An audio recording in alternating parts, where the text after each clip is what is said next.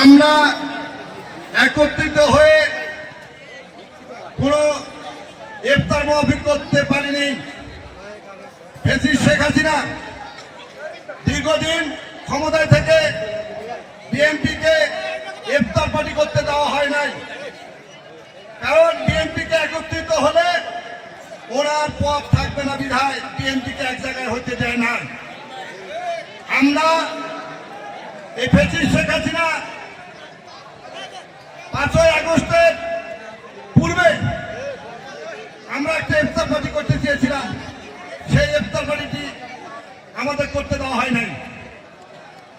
আমরা আজকে সবাই এই আলাদীপুর ইউনিয়নের সকল মানুষ আমরা এক জায়গায় হয়েছি। আমরা বিগত দিনগুলোতে আমরা বাংলাদেশ জাতীয়তাবাদী দলের ওয়ার্ড ভিত্তিক আমরা কার্যক্রমগুলো করতে পারিনি। আমাদের নেতা জনাব তারেক রহমান আমাদের একটি 31 ধারার লিফলেট হাতে ধরিয়ে দিয়েছে, আমরা কিন্তু সমস্ত মানুষের কাছে পৌঁছে দিয়েছি। আগামী রমজানের ঈদের পরে আমরা প্রতিটি ওয়ার্ডের প্রতিটি বাড়ির উঠান বৈঠক করার জন্য আমরা প্রস্তুতি নিয়েছি। আপনারা সকলেই আমাদের এই উঠান বৈঠকে উপস্থিত হয়ে আমাদের নেতা জনাব তারেক রহমানের ওই 31 ধারার যে কর্মসূচি, সেই কর্মসূচির মধ্যে আমরা ওই উঠান বৈঠকগুলো করব এবং আমাদের নেতা জনাব তারেক রহমানকে আমরা আশা করি যে বাংলাদেশে এই রমজানের ঈদে আমরা একসাথে যদি ঈদ করতে পারি, আমরা সকলে দোয়া করব। আমাদের নেত্রী আজকে বিদেশের মাটিতে আছে, আমাদের নেত্রী চিকিৎসা করতেছে ওখানে। আমরা আশা করব, আমরা দোয়া করব যে আমাদের নেত্রীকে আমরা যদি সুস্থভাবে বাংলাদেশে আগামী ঈদে একসঙ্গে করতে পারি, আমরা সকলে দোয়া করব। পাশাপাশি আমরা এই শেখ হাসিনা বাংলাদেশ থেকে বিতাড়িত হওয়ার পরে আজকে আওয়ামী লীগ আমাদের মধ্যে অনুপ্রবেশকারী হয়ে আমাদের সঙ্গে ঘুরতেছে। আমরা কিন্তু তাদেরকে ঘুরতে দিব না, কারণ আমাদের দলকে বিশৃঙ্খলা করার জন্য চেষ্টা করতেছে, আমাদের মধ্যে বিভাগ সৃষ্টি করে দেওয়ার চেষ্টা করতেছে।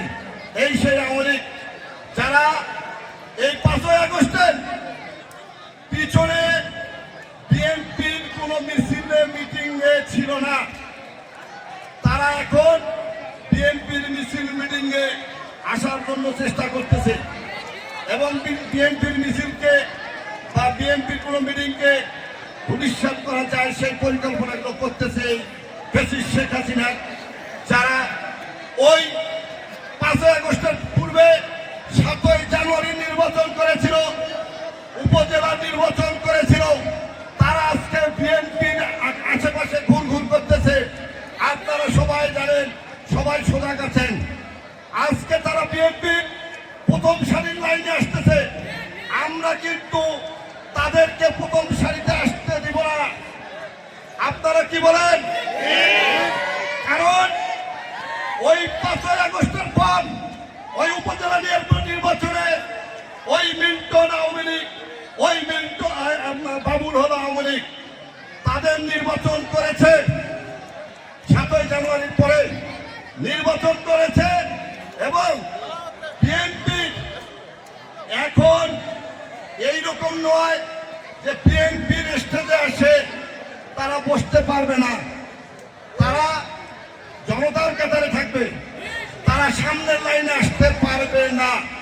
তাদেরকে পিছনে থাকতেই হবে, এই জন্য থাকতে হবে। কষ্ট করেন, বিএনপি যে কষ্ট করেছে, রাজপথে যে কষ্ট করেছে, রাজপথে আন্দোলন সংগ্রাম করেছে, জেল জুলুম হয়েছে, অনেকের জেল জুলুম অত্যাচার সহ্য করতে হয় নাই এবং তারা ভালো মতোই ছিল।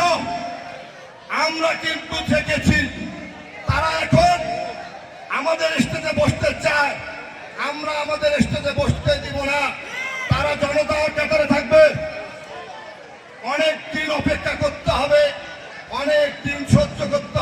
এবং তারপরে আমাদের এই স্টেজে বসতে পারবে।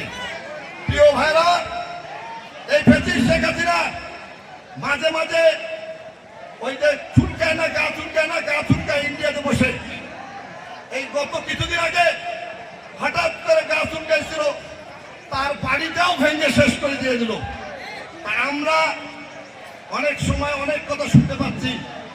এই আজকে একটা হঠাৎ করে ফেসবুকে শুনতেছি যে শেখ মুজিবুরের বক্তব্য দিচ্ছে। এই আলাদিপুর ইউনিয়নের কোনো এক ব্যক্তির ফেসবুকে আমরা সজাগ হই, ওরা নতুন করে এরকম কিছু একটা দিচ্ছে 7ই নভেম্বর।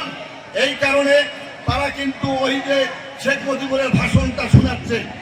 এই ব্যক্তিগুলো এখন একটা আমি দেখলাম আলাদিপুর ইউনিয়নের একজন বাসিন্দা, ওর আইডিটা চেক করতে হবে। আমরা এই ফ্যাসিস্ট শেখ হাসিনাকে কোনো মুহূর্তে বাংলাদেশের মানুষ আর কোনোদিন ক্ষমতায় আসবেও দিবে না, বা বাংলাদেশেও আর আসতে দিবে না। এটা তো ঠিক। তাহলে আমাদেরকে এই আজকের এই দোয়া থেকে, ইফতার বাড়ি থেকে শপথ করতে হবে, আগামী দিনে আমাদের নেতা জনাব তারেক রহমানের হাতকে শক্তিশালী করতে হবে, খালেদা জিয়ার হাতকে শক্তিশালী করতে হবে। বিধায় আমাদের সকলকে ঐক্যবদ্ধ থাকতে হবে, আমাদের মনকে অটুট করতে হবে, এবং সেই সঙ্গে আমরা এভাবেই আমরা শপথ করব আগামী দিনে আমাদের নেতা জনাব তারেক রহমান এবং খালেদা জিয়াকে বাংলার মাটিতে আগামী ঈদে আমরা একসঙ্গে ঈদ করতে পারি। বিধায় আমরা সকলে দোয়া করব। প্রিয় ভাইরা, আমরা আগামী দিনের এই আলাদিপুর ইউনিয়ন থেকে আমরা আগামী দিনে বাংলাদেশ জাতীয়তাবাদী দলকে এগিয়ে নিয়ে যাওয়ার শপথ করে আমি আমার বক্তব্য শেষ করছি। খোদা হাফেজ।